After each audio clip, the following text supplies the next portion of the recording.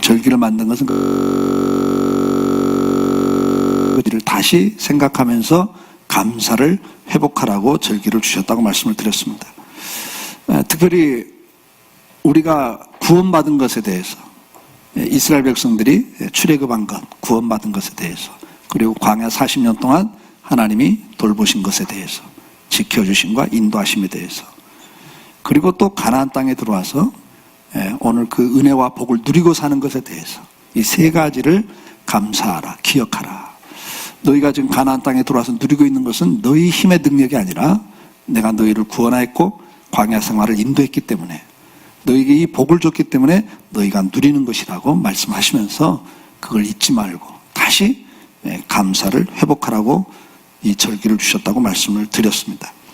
자, 그래서 우리가 지난주에는 한 주간 하나님께 감사할 걸 찾자, 그리고 생각하고 기억하고 감사를 드리자, 그렇게 말씀을 드렸고, 이제 이번 주 한 주간은 우리가 또 기억하고 감사해야 될 사람들에 대해서, 가족으로부터 시작을 해서 우리 일터에 있는 사람들, 같이 직장 생활하고 사업에 함께 참여했던 분들, 그리고 또 우리가 이렇게 편안하게 예배드리고 살 수 있는 건 뭐죠? 지금 국방에서 또 경찰, 여러 가지 사회 많은 분들이 수고하고 애쓰셔서 우리가 이렇게 편안하게 예배도 드리고 살 수 있는 거잖아요. 그런 수고하는 자들을 수고를 알아주라는 거예요.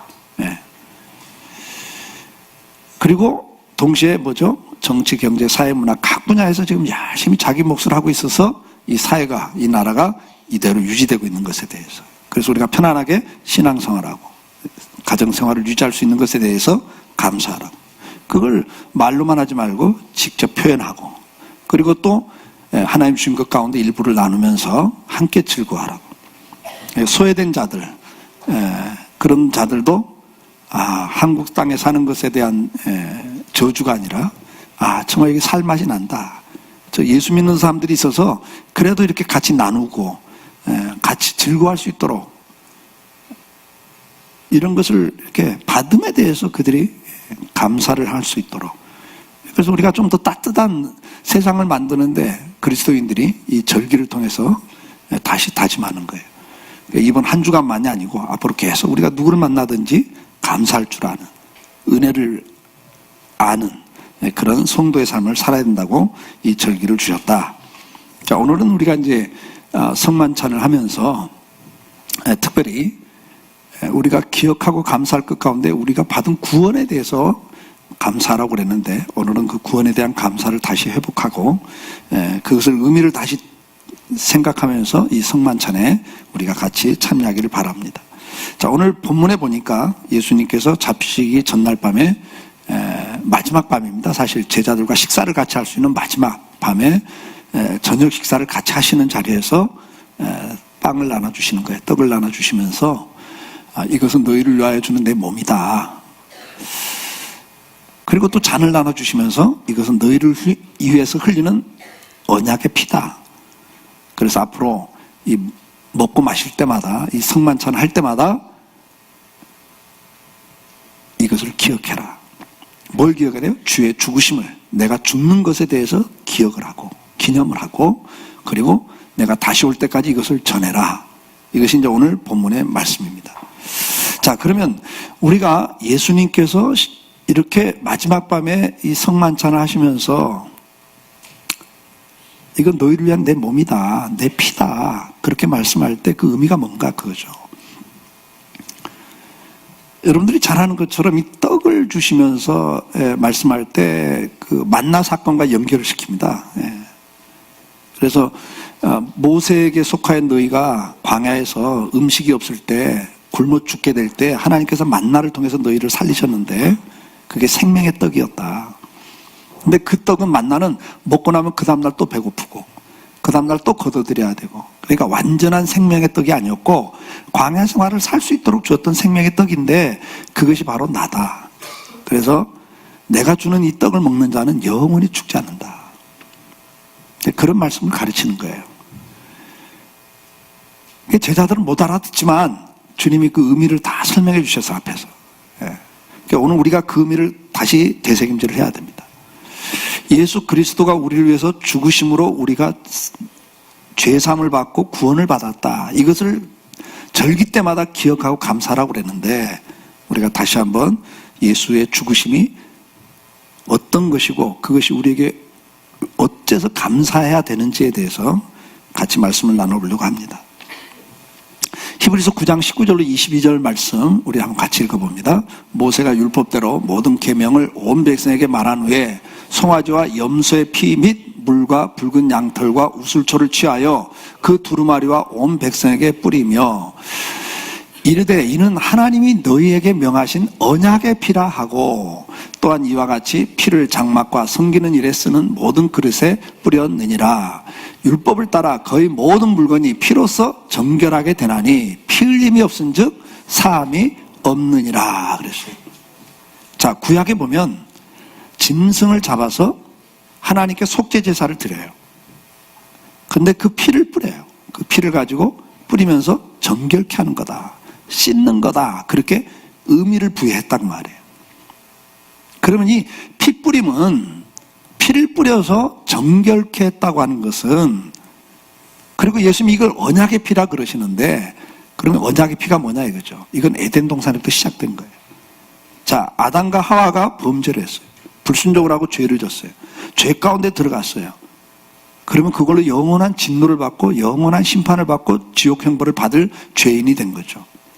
근데 그때 하나님께서 아담과 하와에게 뭘 해주시죠? 네, 가죽옷을 지어 입혔다 그랬어요. 그 가죽은 양의 가죽이죠. 왜냐하면 그 아벨이, 그 아담의 아들 아벨이 하나님께 양으로 제사를 드려요. 다시 말해서 제사 제도를 그때 이미 아담에게 가르쳐 줬어요. 그러니까 아담도 죄인인데 내가 어떻게 이 죄를 사함받고 구원을 받느냐라는 문제 앞에 하나님께서 보여주신 거예요. 양을 잡아서 그 가죽옷을 덮여줘요. 입혀주면서 네가 앞으로 이 너를 위해서, 너의 죄를 위해서 죽을 어린 양, 그걸 구약에서는 메시아라 그러죠. 신약적 개념은 그리스도. 그 메시아가 와서 죽음으로, 이렇게 양처럼 죽음으로, 그 메시아의 보혈로 너는 죄상을 받는다. 이걸 아담에게 가르쳐 주신 거예요. 그 제사 제도가 아벨이 또 양을 갖고 제사를 드리죠. 그게 구약의 또 제사 제도가 돼요. 지금 그걸 이야기하면서 이것은 바로 뭐다? 언약의 피다. 그래서 하나님이 너에게 명하신 언약의 피다. 그렇게 말씀을 하셔요. 오늘 본문에서도 언약의 피다. 이건 너희를 위하여 주는 언약의 피다. 예수님께서 그러셨는데 히브리서 9장 20절 이하에 보니까 그게 바로 또 구약에서도 그걸 언약의 피다. 그렇게 표현을 해요. 히브리서 9장 9절로 10절 말씀 같이 읽습니다. 이 장막은 현재까지 비우니 이에 따라 드리는 예물과 제사는 섬기는 자를 그 양심상 온전하게 할 수 없나니 이런 것은 먹고 마시는 것과 여러 가지 씻는 것과 함께 육체의 예법일 뿐이며 개혁할 때까지 맡겨둔 것이라. 온전한 게 와서 바뀔 때까지 임시로 쓰는 거다. 그러면서 10장 1절로 4절 말씀 같이 봅니다.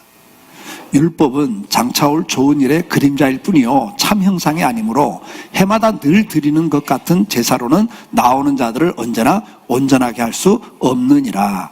그렇지 아니하면 섬기는 자들이 단번에 정결하게 되어 다시 죄를 깨닫는 일이 없으리니 어찌 제사 드리는 일을 그치지 아니하였으리요. 그러나 이 제사에는 해마다 죄를 기억하게 하는 것이 있나니 이는 황소와 염소의 피가 능히 죄를 없이 하지 못함이니라. 아멘. 그러니까 무슨 이야기예요? 구약의 율법이나 그 제사 제도는 다 그림자다. 실체가 있기 때문에 그림자가 비치잖아요. 근데 구약 시대는 그림자를 보고 믿는 거예요. 그림자를 보고. 앞으로 오실 메시아를 그들이 믿고 구원을 받아. 아담과 하와부터 모든 인류는 믿음으로 구원을 받아요. 그러니까 그 짐승의 제사를 통해서 하나님께서 가르친 거예요. 이렇게 메시아가 너희를 위해서 대신 죽어야 돼. 죄값을 대신 갚아야 돼. 이 피 흘림이 없이는 죄사함이 없어. 그러니까 너도 오실 메시아를 믿고 구원을 받아야 돼. 그래서 아담도 앞으로 오실 메시아를 그 제사 제도를 통해서 보는 거예요. 그걸 믿고 구원을 받아요. 아브라함도 믿음으로 그래서 구원을 받았다 그래요. 그러니까 구약의 모든 성도는 오실 메시아를 믿음으로 구원을 받아. 오늘 저와 여러분은 2000년 전에 오신 메시아 예수를 믿음으로 구원을 받는 거예요. 여러분도 예수님 십자가에 죽으신 현장에 계셨어요? 아니요. 영화나 봤지 뭐. 그렇죠? 예. 그러니까 우리도 똑같은 믿음으로 구원을 받는 거예요.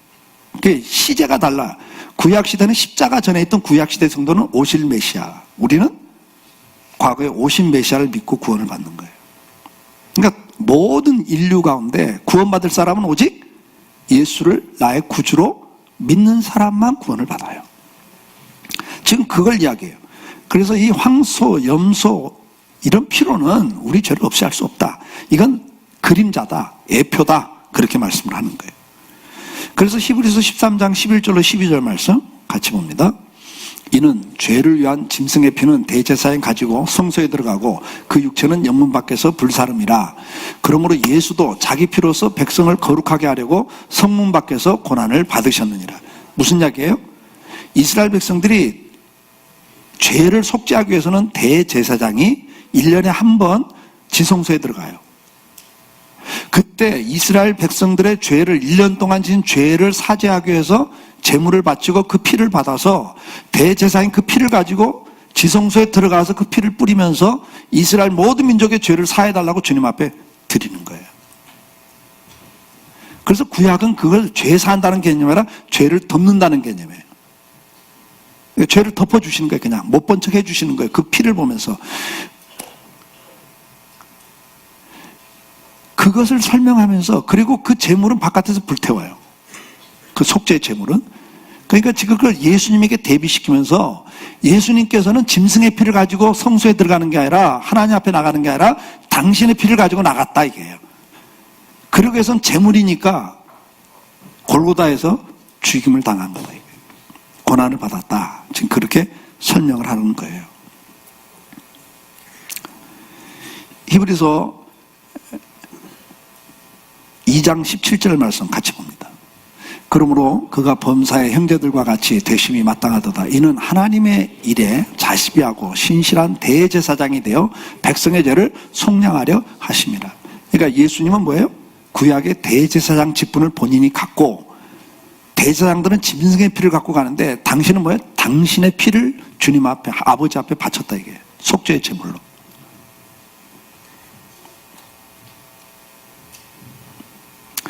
히브리서 9장 12절 말씀 봅니다. 염소와 송아지의 피로 하지 아니하고 오직 자기 피로 영원한 속죄를 이루사 단번에 성소에 들어가셨느니라. 아멘. 예. 짐승의 피는 우리를 깨끗하게 할 수 없기 때문에 계속 죄를 생각나기만 하고, 그래서 오실 메시아를 바라보고 믿게 하기 위해서 짐승의 피를 바친 거다. 그런데 예수님은 이제 당신의 피로 한 번으로 끝나는 제사를 드렸다. 그렇게 말씀을 해요. 9장 14절 말씀 같이 봅니다. 하물며 영원하신 성령으로 말미암아 흠없는 자기를 하나님께 드린 그리스도의 피가 어찌 너희 양심을 죽은 행실에서 깨끗하게 하고 살아계신 하나님을 섬기게 하지 못하겠느냐.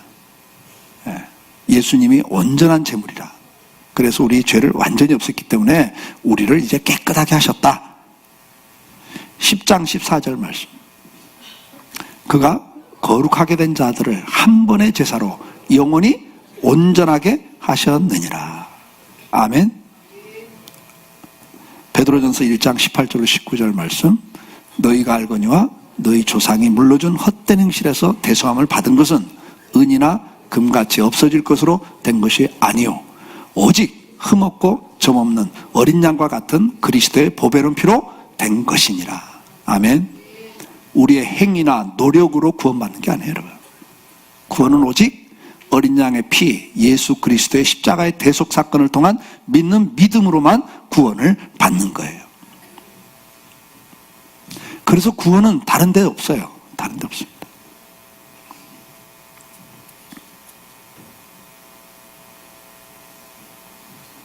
요한일서 1장 7절 말씀. 그가 빛 가운데 계신 것 같이 우리도 빛 가운데 행하면 우리가 서로 사귐이 있고 그 아들 예수의 피가 우리를 모든 죄에서 깨끗하게 하실 것이요. 계시록 7장 14절 말씀, 내가 말하기를 내 주여 당신이 아시나이다 하니 그가 나에게 이르시되 이는 큰 환난에서 나오는 자들인데 어린 양의 피에 그 옷을 씻어 희게 하였느니라. 사도 요한께서 반모선에서 계시록을 받을 때 환상 가운데 천국을 봐요. 근데 그 천국에서 주님의 보좌 앞에 수많은 성도들이 흰 옷을 입고 서 있는 걸 봐요. 그 주여 저기 누굽니까? 물으니까 천사가 가르쳐주는 내용이에요. 이는 큰 환난에서 나오는 자들인데 어린 양의 피에 그 옷을 씻어 희게 하였다. 무슨 말이에요? 저나 여러분이나 예수를 믿는 순간 깨끗해지는 게 아니에요. 우린 죄인이에요. 계속 죄인입니다. 그런데 예수의 피가 우리를 덧입어줘. 그걸 뭐라고 그래요? 주님의 공로를 덧입는다. 그렇게 말해요. 네. 제가 가운을 입으니까 안에 무슨 양복 입은지 모르시죠? 네. 그러니까 나는 죄인이지만 예수 그리스도의 보혈로 그 공로를 덧입는 옷을 입은 거예요, 우리가. 그래서 어떻게 보여요? 깨끗하게 보이는 거예요. 성도를 뭐라고 그래요? 의인이다 그래요, 주님이. 우리가 의로워서가 의인이 아니라 예수님의 공로로 의롭다 칭함을 받은 거예요. 그래서 칭의라 그래. 저와 여러분이 의로운 게 아니에요. 의롭다 칭해 주는 거예요, 하나님이. 누굴 보고? 예수님의 그 십자가를 보고. 그래서 우리가 천국에도 들어가는 거예요. 죄를 갖고는 들어갈 수가 없잖아요. 로마서 6장 6절로 9절 말씀 같이 봅니다. 로마서 6장 9절 6절로 9절 같이 읽어볼까요? 우리가 알거니와 우리 옛사람이 예수와 함께 십자가에 못 박힌 것은 죄의 몸이 죽어 다시는 우리가 죄에게 종노릇 하지 아니하려 함이니 이는 죽은 자 가운데 죄에서 벗어나 의롭다 하심을 얻었음이니라. 만일 우리가 그리스도와 함께 죽었으면 또한 그와 함께 살 줄을 믿노니 이는 그리스도께서 죽은 자 가운데 살아나셨음에 다시 죽지 아니하시고 사망이 다시 그를 주장하지 못할 줄을 알미로다. 아멘. 자, 우리가 이제 예수를 믿었다. 오늘 이 성만찬을 참여하면서 주님이 나를 위해서 대신 죽었습니다. 이걸 고백하고 받아들일 때 나는 죄사함을 받고 영원한 생명을 얻었습니다. 그걸로 끝나는 게 아니라는 거예요. 내가 죄사함을 받은 결과가 뭐가 됐어요? 하나님의 자녀가 된 거예요. 내가 예수 그리스도와 함께 죽음으로 이제는 다시는 죄에게 종노릇하지 않는 사람이 된 거예요. 죄에서 벗어나 의롭다함을 받았다는 거예요. 무슨 이야기입니까? 우리가 구원을 받았다고 하는 것은 단순히 죽으면 천국 갑니다가 아니라 그것이 1차적인 거고 2차적인 게 뭐예요? 이제부터 내가 하나님의 자녀가 됐습니다. 새로운 사람이 됐습니다. 그래서 이제는 내가 죄에게 굴복하지 않고 죄의 권세 마귀에게 굴복하지 않고 하나님의 법을 따라가는 하나님의 사람이 된 겁니다. 그 말이에요. 그게 무슨 말이에요? 우리가 죄의 권세 아래 있을 때 뭐예요? 사탄의 지배를 받았을 때 뭐예요? 사탄이 주는 사상의 지배를 받아요. 그 사탄이 주는 사상 가운데 제일 큰 사상이 뭐라고 그랬어요? 네가 주인이야, 인생의 주인. 네가 주인 노릇해. 네 마음대로 해. 네 생각대로 살아. 인본주의라고 그랬잖아요. 인간이 최고야. 내가 제일 중요해. 이 세상에서는 많은 인권을 이야기해요. 인권이 잘못된 게 아니에요. 근데 그건 그릇된 인권이에요. 무슨 인권? 이기적인 인권을 이야기하거든요. 내가 중요해. 그러니까 내가 좋으면 그걸 막지 마. 성소외자건 뭐건 간에 다 이건 내 기질이고 이건 내 본질이야. 그러니까 이걸 존중해줘. 그걸 나쁘다고 말하지 마. 그러니까 여러분, 이게 인본주의라는 것은 결국은 어디로 가요? 사탄의 사상이 뭐예요? 네가 중요해. 근데 그게 어디로 가요? 이기주의로 간다니까. 개인주의, 이기주의. 하나님이 말한 인권은 뭐예요? 이웃을 사랑하라예요. 아멘? 나를 사랑하는 게 아니라 이웃을 사랑하는 게 인권이에요. 그러니까 내 개인의 자유를 보장해가 아니라 다른 사람의 자유를 보장하는 위해서 나를 희생시키는 거라고요. 예수님 십자가에 죽으시면서 우리를 자유케 한 것처럼 전혀 다른 인권이에요. 인권도 달라요, 개념이. 우린 다시 한번 정신을 차리고 이 시대에 속으면 안 돼요. 생각해 보세요. 어떻게 학생 인권을 주장하면서 교사의 인권은 무시가 돼야 되냐고. 말이 안 되는 거예요, 여러분. 잘못된 인권을 이야기해 놓으니까 학생들이 난 선생, 내가 더 중요하다, 선생보다.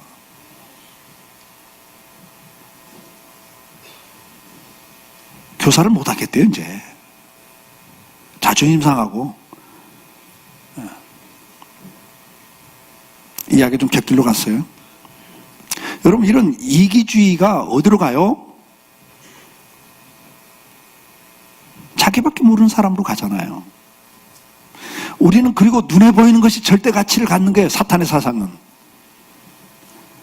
예수님에게도 유혹을 하죠. 이 세상의 부귀와 영화를 내가 너에게 주마. 나한테 무릎 꿇어. 오늘 세상의 모든 가치가 눈에 보이는 거예요. 성공, 잘 사는 거, 건강. 거기에 모든 인류가 속고 살아요.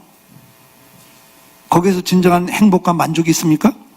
없습니다. 오늘 우리는 거기서 벗어나는 거예요. 예수 믿었다고 하는 것은 내가 누구냐? 나는 하나님의 자녀다. 하나님의 자녀는 가치관이 뭐냐? 내가 중심이 아니고 하나님이 중심이고 이웃이 중심이다. 내가 세상에 사는 목적이 뭐냐? 잘 먹고 잘 사는 게 목적이 아니고 오늘도 하나님 주신 재능을 가지고 내가 하나님을 섬기고 이웃을 사랑하고 섬기는 것이 내가 사는 목적이다. 이제 내가 사나 죽으나 나를 위해서 죽으신 예수를 믿는 믿음 안에 사는 거다. 내가 세상에서 좀 잘 먹건 못 먹건 성공했건 실패했건 그게 중요한 게 아니고 내가 오늘도 왜 사는지를 알고 사는 사람이 제대로 사는 거예요. 우리 아이들이 좋은 대학 못 갔다고 인생 포기하고 자살하고 그럼 되겠냐고요? 그게 가치관이 잘못된 거잖아요. 대학이 중요한 게 아니라 하나님의 앞에서 내가 믿음으로 사는 게 더 중요합니다. 하나님 앞에 서는 날 부끄럽지 않게 사는 것이 더 중요합니다. 이 고백을 하는 것 진정한 하나님의 사람들이죠. 오늘 다시 한번 우리는 이 성찬을 참여하면서 뭐를 기억해야 돼요? 내가 구원받았습니다만 기억하는 게 아니라 나는 이제 하나님의 자녀입니다. 내가 더 이상 죄에게 종로로 사는 사람이 아닙니다. 의를 가지고 믿음을 갖고 사는 사람입니다. 세상에 헛된 것을 추구하는 사람이 아니라 진정으로 주님 앞에 선 날 부끄럽지 않게 살기 위해서 오늘 하루를 살아가는 하나님의 사람입니다. 그걸 다시 기억하고 다시 다짐하는 게 성찬식이에요. 이걸 참석하시면서 다시 한번 다짐하고 승리할 수 있기를 주의 이름으로 축복합니다. 이 시간 잠깐 기도합시다. 하나님께서는 오늘 우리에게 말씀합니다. 이 예식을 제정하시고 이걸 할 때마다 나를 기념해라. 근데 뭘 기념하래요?